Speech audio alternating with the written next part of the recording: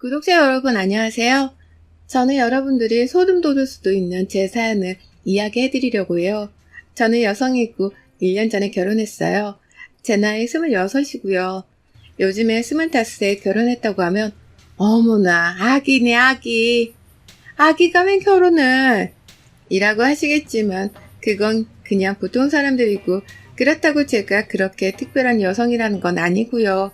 사실 집안과 집안끼리 맺는 결혼은 23살 대학 졸업하는 해부터 계속 소개가 들어와요. 비슷한 경제, 비슷한 환경, 비슷한 위치에 있는 집안끼리요. 집안의 사돈팔촌까지 모조리 싹 스캔해서 적당하다, 괜찮겠다, 어울리겠다 싶으면 중매를 넣는 거지요. 네, 그래요. 저는 엄마의 권유로 맞선자리 나갔어요. 그런데 상대만 와 있어야 할 자리에 그 상대의 어머니까지 와 계신 거예요. 그래서 3명이 앉아서 맞선을 본 결과가 되고 말았어요. 처음에는 좀 웃기다고 생각했지만 너무 고우시고 어머니 연세답지 않게 스타일도 굉장히 젊고 무엇보다 기품과 우아가 넘치셨어요. 그리고 대화하기에 너무 지식이 해박하셔서요. 요즘 시대에 선을 봐서 결혼했다면 믿는 분들 안 계시겠지만 저는 어머니들끼리 주선을 하고 양가 어머니들이 많이 흡족해 하셔서 일사천리로 진행된 케이스예요. 우선 그날 둘이 아닌 셋이서 맞선을 보는데 상대방 남성과 제가 대화를 주고받을 시간이 거의 없었어요. 시어머니 되실 분이 이야기를 주도하셨지요. 무슨 회사 면접 보는 것도 아니고 끊임없이 물어보시더라고요. 학교에서 공부할 때 친구들은 많았어요. 주로 어떤 친구들하고 마음이 잘 맞았나요?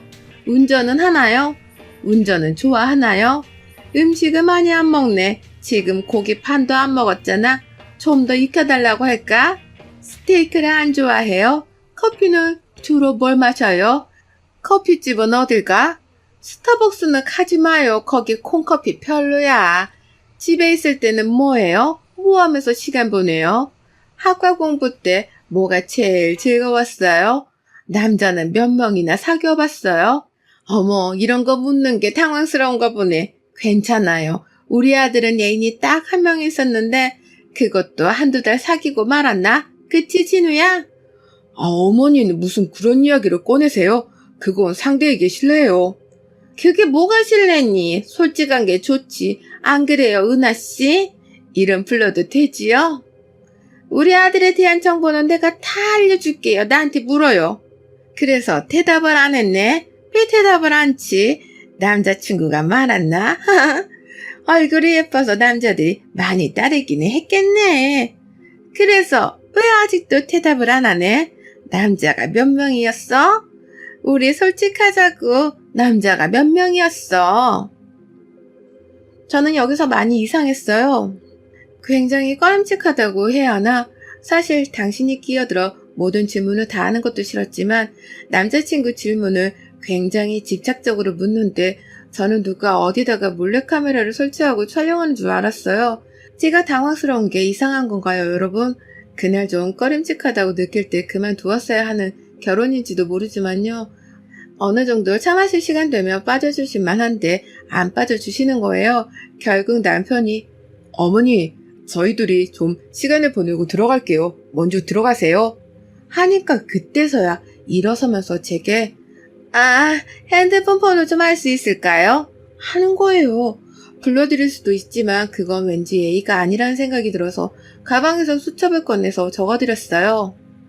그럼 좋은 시간 내 보내고 하시면서 나가실 때 저를 바라보는 눈빛이 차갑다고 해야 하나? 매정하다고 해야 하나? 싸늘하다고 해야 하나? 아무튼 평범하고 구수한 눈빛은 아니었어요. 어머님이 돌아가시고 난 후 좀 더 분위기가 자연스러워졌고 우리는 커피를 마시면서 이야기를 했어요. 거기서 벚꽃을 둘 다 아직 못 봤다는 이야기가 나왔고 여의도가 가까우니까 벚꽃 잠깐 보자고 의견을 모았지요. 네, 상대가 마음에 들었으니 쌍방간에 마음에 들었으니 벚꽃 이야기가 나왔겠지요. 상대는 외모도 준수했고 체격도 좋고 우선 말이 언행이 존잘했어요. 유머 코드도 많았고요. 또 능력도 어느 정도 되는 것 같고요. 대학원 졸업 후에 대기업 기획실에 입사했는데 기획실장이 집안 어른이시라고 했어요. 그런데 문제는 여의도로 가는 중에 전화가 오는 거예요. 남자의 어머니시죠. 후야, 지금 어디야? 집에 안 와? 저는 조금 킥하고 웃음이 나오더라고요. 진우도 아니고 후라니, 30이 다 된 아들에게 후라니요. 은하씨랑 안 헤어진 거야? 어머니, 좀 늦어요. 기다리지 말고 주무세요. 아니, 초면에 그렇게 늦게까지 같이 있겠다고? 그건 실례야. 은하씨가 제 안에서 벚꽃 잠시 보러 가고 있는 중이에요. 그래, 알았다. 우선 끊어. 10분 후에 전화가 울리는데 모르는 번호였어요. 받았더니 세상에 진우씨 어머니인 거예요. 은하씨, 우리 후 지금 운전하죠? 네. 은하씨, 우리 후 안전벨트 맨날 좀 파줄래요? 저의 시선은 어느새 진우씨 가슴팍으로 향했어요. 네, 맸어요. 알았어요. 끊어요. 아니, 여러분, 이 상황이 이해가 가세요? 제게 전화를 한 것도 상식적으로 이해가 안 가는데 안전벨트를 맸나 확인하러 그날 선본 여성에게 전화를 거는 시어머니 자리라니요. 그리고 그날 자기 볼일 끝나니 끊어요 하고 바로 끊는 이 매너, 무리라고 하기도 그렇고 참 뭐라 표현이 안 되더라고요. 진우씨, 어머니 관심을 많이 받고 사시나 봐요? 했더니 이 남자 하는 말 좀 보세요. 오히려 저를 이상하게 바라보면서 다른 집들도 다 안 그런가요? 아니요, 다른 집은 이렇게 안 그래요. 아들이 운전하는 거 안전벨트 맨날 궁금해서 전화하시는 어머니 드물지요. 안전벨트 매는 거는 어떤 부모들 신경 쓰는 일 아닌가요? 당장 눈앞에 보여서 안 매면 뭐라고 한두 마디 하실 수 있어도 이렇게는 안 해요. 이상한데? 저는 어머니가 늘 체크를 하시거든요. 벚꽃을 보면서는 조금 기분이 풀리더군요. 여기저기 전문 커플, 청춘들, 중년 커플들 사진 찍느라 정신없고 우리도 각자 핸드폰으로 각자 사진도 찍어주고 어색하지만 둘이도 찍고 좀 즐거웠고 그래서 기분이 풀어졌어요. 출출해져서 우동집도 들어가서 우동 간단히 먹고 그 사람이 저를 데려다주는 길이었어요. 전화가 또 울려요. 제 폰에요. 번호를 보니 시어머니 자리. 순간 짜증이 확 밀려오는 걸 참고 받았어요. 은하씨, 우리 후랑 아직 같이 있어요? 네. 은하씨, 내가 전화해서 불쾌한가 보네. 지금 우리 후 운전 중인가요? 네. 미안하지만 우리 후 지금 시속 몇 킬로로 밟고 있는지 좀 봐줄래요? 저 지금 65요. 아, 알았어요. 그리고 뚝 바로 끊으시는 거예요. 이 사람이 그렇게 완전히 확 마음에 드는 것도 아니고 시어머니 자리가 너무나 찜찜하고 완전히 사람을 질리게 해서 저는 이 사람 그날로 인연 끝이다 정리했어요. 돌아오는 차 안에서요. 집에 들어오니 엄마가 싱글벙글하면서 얘, 넌 어땠니? 왜? 그냥 그랬어. 얘, 저 집에서는 시어머니 자리도 그렇고 그 당사자도 그렇고 네가 그렇게 마음에 든다는구나. 얌전하고 조신하고 요즘 애들 같지 않게 팔랑 까지지도 않고 뭐라더라? 중간 소개해준 친이 아줌마가 난리가 났어.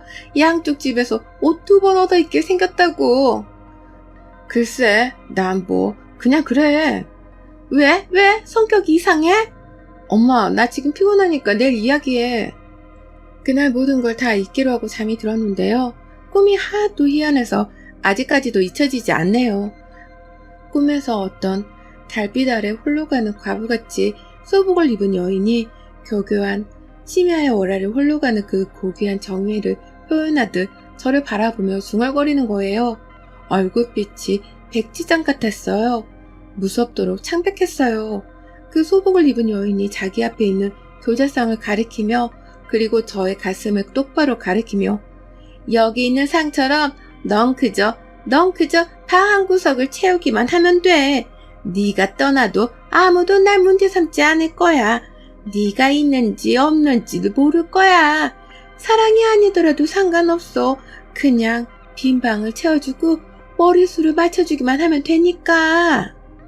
다음날 일어날 때 온몸이 뭔가 과위에 눌린 것처럼 힘든데 나이가 어리니까 금방 털어지고 일어나서 스트레칭하면서 요가 자세 몇 번 취하면서 몸의 근육 긴장을 풀어주었어요. 그리고 식사하고 나서 커피 마시면서 엄마한테 다 설명을 해드렸어요. 우리 엄마도 대본에 펄쩍 뛰시며 더 이상 연락하지 말라고 하시더라고요. 야, 그 옆에는 완전히 그거 또라이 아니야? 미친 거야? 그리고 우리 엄마가 중매장이 통해서 이쪽에서는 일을 성사시킬 마음이 없다고 정중히 거절드리고 저는 그 맞선 본 일을 잊었어요. 그리고 한 석 달 지나서 저는 여름휴가를 갔어요. 그리스로요. 정말 한 번은 가고 싶었던 나라라서 그리고 절대적으로 혼자서 여행을 가고 싶었기 때문에 남은 월차 연차 며칠까지 합해서 10박 11일로 갔거든요. 그리스 산토리니 가보신 구독자분들은 아시겠지만 여기에서 시간을 보내다 보면 인생의 세월이 시간이 길었으면 하는 생각이 잠기지요. 화려하진 않지만 단조로움 속에서 꿀같은 휴식을 취하며 시간을 보내고 있었어요. 그리고 빛과도 친해질 수 있는 곳 같았어요. 물론 한국도 해설은 좋은 나라지만 그리스하고는 또 틀리더군요. 저는 이왕 이 나라에서 열흘을 보내기로 한 거 이 나라 사람 같이 지내기로 했어요. 완전히 자유롭게요. 한국 음식도 한국 습관도 싹 버리고요. 그래서 산토리니 현지 민박집에서 민박을 했어요. 여행 4일째 날 또 한국 사람의 한국 여행자가 도착했는데 일정 식당은 왁자지껄 하더라고요. 저는 종일토록 일광욕을 하고 난 다음이라 내려가 인사도 안 하고 바로 잠들었는데 다음날 샤워실 앞에서 그 사람과 부딪힌 거예요. 한국인은 그 사람과 저 단 2명. 얼굴은 단번에 알아봤고 반갑다기보다 어색했지요. 은하씨 맞죠? 성함이 은하씨였죠? 저 누군지 아시겠어요? 네, 알아요. 어떻게 여름휴가 오셨어요? 네. 제가 대답도 짧게 하고 피하고 싶어 하자 이 사람도 어색했는지 샤워실로 들어가서 저는 얼른 아침 먹고 밖으로 나왔고 아침 저녁 식사 때 식당에서 부딪힐 때도 어색하고 아무튼 저는 이 사람과 되도록 안 마주치고 피하고 싶다는 기분뿐이었어요. 그리고 저는 이틀 후 그리스 테살리아 지방으로 옮겼어요. 메테오라 공중에 떠있는 수도원 24개가 세워져 있으며 지금은 6개가 남아 일반인들에게 일부 공개가 되고 있는 곳이죠. 인간과 자연의 경이로운 합작품. 저는 사실 성당은 안 다니지만 수도원에 관심이 많았거든요. 민박집을 옮길 때 이 사람이 없었고 저는 이 사람과 인사도 없이 헤어진 거예요. 그런데 이틀 후 테살리아 민박집에서 이 사람과 또 만났어요. 이 사람도 여기 수도원이 궁금해서 여기로 옮겼다는 거예요. 저는 속으로 이건 인연이구나 싶은 마음이 순간 확 들면서 또 왠지 이건 안 좋은 인연 악연 아닐까? 이런 기분도 떨쳐버릴 수가 없었어요. 그 사람 싱겁게 흰 치아를 다 드러내며 말을 붙이더군요. 우리 인연 같지 않아요, 은하씨? 네, 그런 것 같아요. 왜 그렇게 시큰둥해요? 도대체 좀 물어봅시다. 제가 뭐가 그렇게 마음에 안 들어서 아예 딱 전화도 안 받으시고 카톡 확인하셨으면서도 답도 없고 제가 뭐 실수라도 했나요? 설명드리기가 그러네요. 중간 소개시킨 분께 들어서 알고 있겠지만 저는 은하씨가 마음에 들었고 사귀고 싶었어요. 많이 아쉬웠지요. 그렇게 봐주셨다니 감사해요. 은하씨, 저녁 먹고 우리 산책 나가서 맥주 한잔 하죠. 사실 저는 한 일주일 가까이 한국 사람하고 대화 한번 안 하고 지내려니 슬슬 모국어가 쓰고 싶어지고 모국어를 사용하는 사람을 만나니 괜히 눈물겹고 반갑고 또 그 사람이 아는 사람이니 더 반가웠는데 이 사람하고 엮이고 싶지 않아서 피한 거거든요. 어쨌든 같은 말 한국어로 이야기할 수 있는 사람하고 다른 나라에서 단둘이 맥주를 마실 생각하니까 괜히 흐뭇하고 만족한 기분이 드는 거예요. 그래서 오케이 했어요. 그리스 밤바람은 정말 기분 좋은 바람이에요. 가보신 분들은 아시겠지만 둘이 야외 포차에서 맥주를 꽤 마셨어요. 맥주를 마시면서 이 이야기 저 이야기 많이 했어요. 둘 다 그날 선자리에서 있었던 이야기는 피하고 미래에 가진 꿈, 자기 일 이야기, 과거 이야기, 각자 사귀었던 사람 이야기, 친구 이야기, 책 이야기, 영화 이야기 많이 했거든요. 이야기를 해보면 해볼수록 굉장히 매력적인 사람인 거예요. 무엇보다 굉장히 유머 감각이 뛰어난 사람이라 이야기를 하는 도중 저는 계속 빵빵 터졌고요. 그리고 생각보다 미래도 굉장히 밝아 보였고요. 대기업의 운영 시스템 이야기를 듣는 것도 왠지 좋았어요. 저는 부모님이 운영하시는 갤러리에서 큐레이터로 일하고 있어서 대기업 운영 시스템이 굉장히 자극적이더라고요. 맥주를 둘 다 많이 마시고 숙소까지 걸어서 오는데 맥주를 많이 마셔서 갑자기 소변이 너무 급한 거예요. 맥주 마시면 아시죠? 갑자기 급해지면 정말 참을 수 없는 기분이 드는 거예요. 게다가 이미 만취 상태였고요. 제가 어쩔 줄을 몰라 하자 그 사람이 저를 끌고 길가 한구석으로 가더니 자기 겉셔츠를 벗어서 가려주는 거예요. 너요? 하는 거예요. 저는 놀라고 민망해서 어떡해요? 하면서도 일단 누고 싶다는 생각도 간절했어요. 뭐 어때요? 노산방뇨라고 걸려서 잡혀가면 잡혀갑시다. 급한데 싸고 봐요. 에라이 모르겠다 주저앉아 쌌어요. 정말 살 것 같더군요. 이 남자. 소리 한번 요란하네. 저는 소변 보면서도 빵 터진 거예요. 남들이 보면 완전 미친 여자 같았을 거예요. 취해서 얼굴은 뻘겋고 그 와중에 노상방뇨하고 그 와중에 미친 여자처럼 깔깔깔 하고 웃었으니까요. 지금 와서 돌이켜보면 이 순간이 가장 낭만이었고 눈물나게 아름다운 시간이었어요. 이 남자와 처음이자 마지막으로 그날 그렇게 노산방뇨하고 다시 모래길을 걸어서 숙소로 걸어오는데 이 남자가 또 그래요. 잠깐 멈춰봐요. 슬리퍼 좀 봐봐요. 걷는 게 왜 그래요? 하면서 무릎을 꿇더니 제 발을 슬리퍼에서 벗겨서 슬리퍼에 가득한 모래를 털어주는 거예요. 전 이 순간에 이 남자에게 폭 빠진 거예요. 이 사람 어머니고 뭐고 아무래도 좋다는 생각이 들었어요. 그날 숙소 방문 앞에서 헤어지다 누가 먼저랄 것도 없이 둘이 부둥켜 안으며 우리는 내 방으로 들어와서 미칠 듯하게 뜨거운 시간을 보냈어요. 그 다음 날도 같이 보냈고 그 다음 밤에도 정말 뜨거운 시간을 보냈고요. 저는 처음이었고 이 사람은 능숙했어요. 여자친구 한번 사귄 게 다라더니 정말 아무것도 모르는 제가 느끼기에도 굉장한 선수란 느낌이 들더라고요. 한국에 같이 들어왔고 우리는 다른 남녀들처럼 연애했어요. 이 사람은 건강한 남성이었고 정상적인 남자였고 정상이고 건강한 남녀가 순간 조심을 안 한 그 순간 바로 임신이 되더라고요. 저는 중절을 해야겠다고 생각했어요. 막상 이 사람 보고 결혼을 이어 생각하니 다시 눈앞에 부응하고 가득 떠오르는 이 사람의 이상한 어머님. 이 사람에게 임신 사실을 숨기고 있었는데 우연히 제 핸드폰을 본 이 사람 산부인과 예약된 카톡 메시지를 봤는지 펄펄 뛰더군요. 진우씨 그거 아주 비매너야. 부부 사이에도 핸드폰을 안 보는 거 몰라? 하물며 우리는 그냥 연인일 뿐이야. 연인 사이일수록 더 조심해야 하는 게 폰 프라이버시 침해하는 거. 그거 굉장히 중요한 거야. 나 아주 기분 나빠 지금. 너 기분 나쁘고 말고가 중요해? 지금 이 순간에?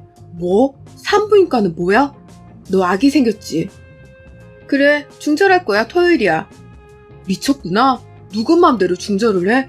그게 너만의 아이야? 그는 결혼하자고 저를 설득했어요. 사랑한다고요. 아이를 낳자고요. 아이를 중절하는 건 명백히 살이나 다름없다고요. 도대체 이유가 뭐냐고 물었어요. 저는 그때서야 그의 어머니에 대한 이야기를 처음으로 꺼냈어요.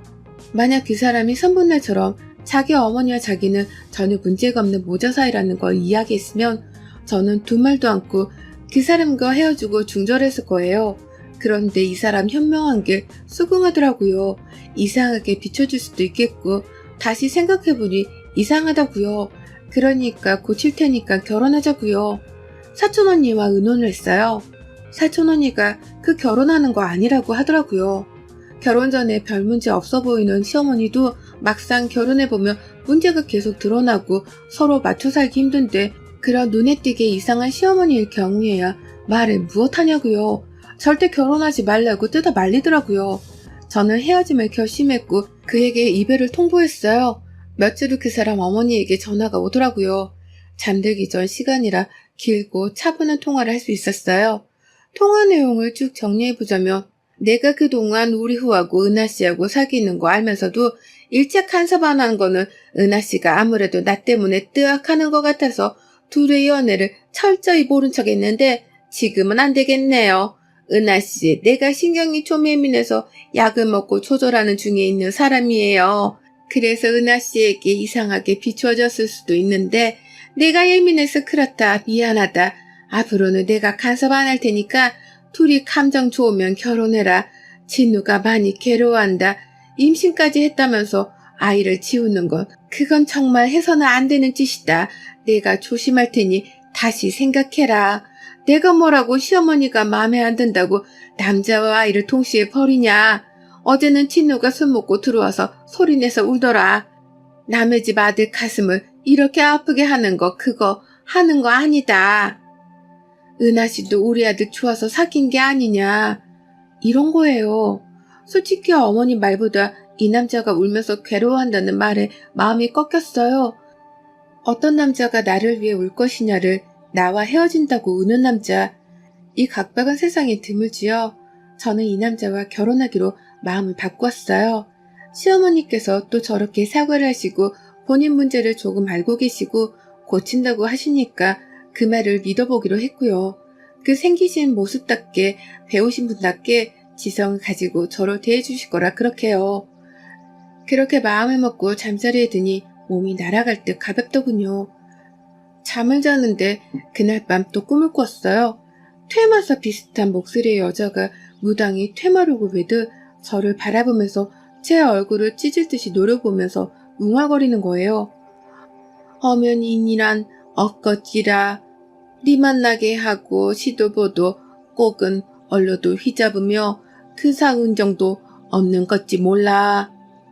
꿈에서지만 저는 제대로 안 들려서 되게 안타까웠어요. 기괴한 단어의 조합도 그렇고요. 뭐라고요? 다시 한번 말씀해 주세요. 어쩌인이라는 인도라. 목소만 나를 적게 하. 다시 아보도 꼭 담 얼로를 휘잡으며 그 사은 정로는 없는 것지도 뭘. 무슨 말인지 도대체 모르겠는 거예요. 여러분들은 아시겠어요? 저는 찢어지는 마음으로 안타깝게 다시 물었어요. 죄송해요. 제가 못 들었어요. 알아들을 수 있게 말해주세요. 재밌게 들으셨어요? 다음 시간에 2편으로 이어 올려드릴게요. 감사합니다.